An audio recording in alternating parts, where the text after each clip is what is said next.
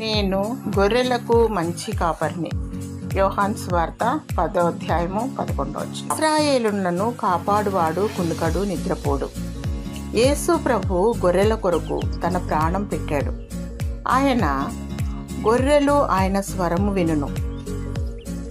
తోడేలు బారి నుండి క్రూర జంతువుల నోట పడకుండా ఎలుగుబంటిని ఎలాగూ చీల్చివేశాడో సాతాను నోటి పడకుండా అలాగు నిన్ను కాపాడుతాడు.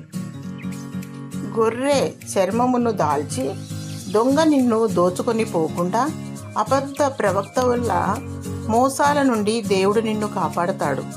ఆనాడు ఆదాముకు మోసము చేసి సాతాను నిన్ను మోసగించాలని ఎత్తుతున్నాడు. 2000 సంవత్సరముల క్రితము గొర్రె పిల్లలలాగా నీ పాపాల కోసము ఆయన సిలువలో మరణించాడు.